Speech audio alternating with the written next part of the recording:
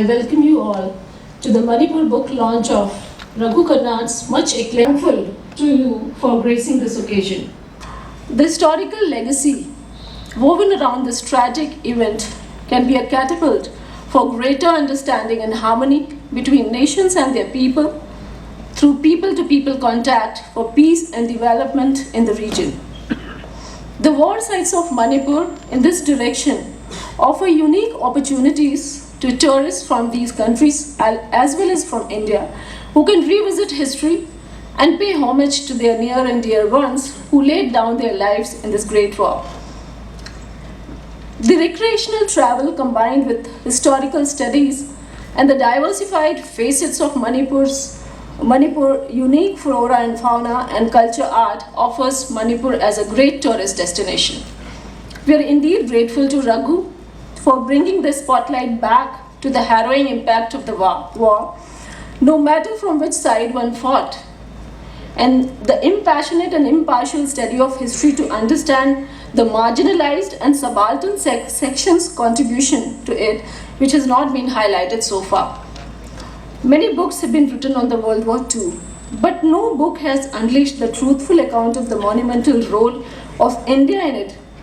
In its fascinating and thrilling prose, through the emotional and turbulent story of three young men, Bobby, Gyani, and Manik, Raghu has been immensely thorough in his work to put a right perspective the extraordinary role played by India and its soldiers in this great battle. I express my sincere gratitude to Raghu Karnad for accepting our invitation to have the Manipur launch of this book at such a short notice. I'm also thankful to Dr. R.K. Nimai, who is here and who will be doing the honors of the launching of the book. He has been a constant support and a source of guidance for all of us. I'd also like to welcome Emma Horn and express my sincere thanks for sharing her experiences in promotion of war tourism. I'll be failing in my duty if I don't welcome Mr. Shashak, a war veteran from Ukhrul, who has joined us, who has been very, very kind to join us here.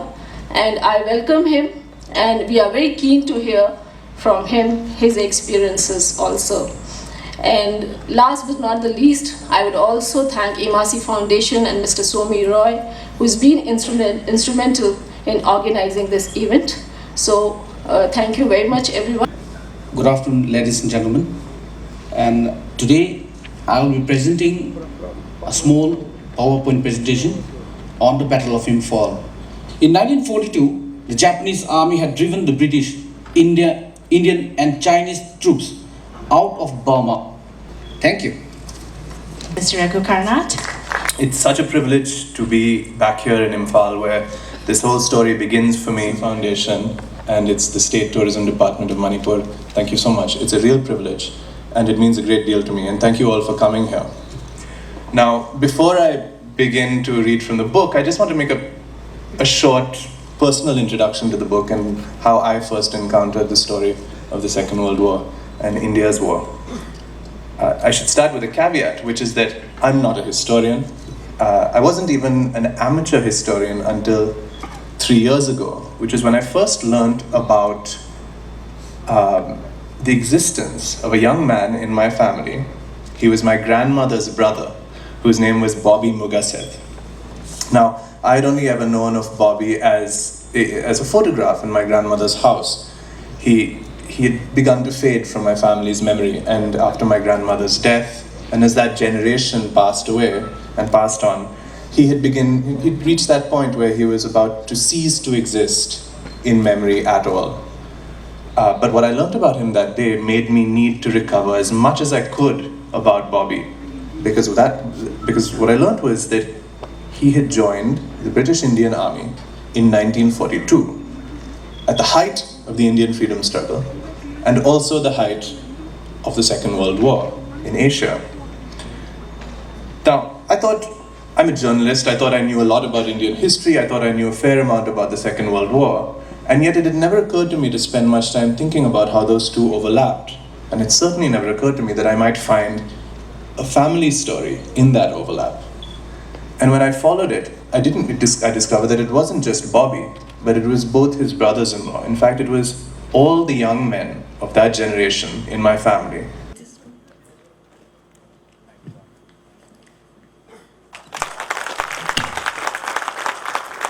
Gentlemen, it is indeed a pleasure for me. As far as I could remember, I have seen only one book on the Second World War written by an Indian author, which is about some 20 or 25 years back. It is on the 14th Army, written by a brigadier. Most of the books on the Second World War, particularly of the Battle of Imphal and Kohima, were written by from the British side. Tours specializing in the Battle of Kohima. Please welcome Emma Horn.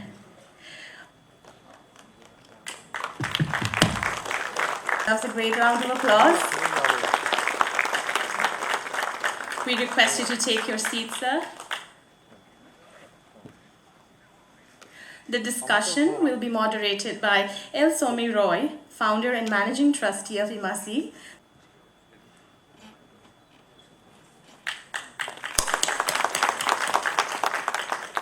I come armed with my own microphone. Thank you all. Thank you, Emma. Thank you, Yambun, today. And thank you, Grace, for to help us tell, to help Mr. C. Yambun was saying so many eloquence is going to be its limitation.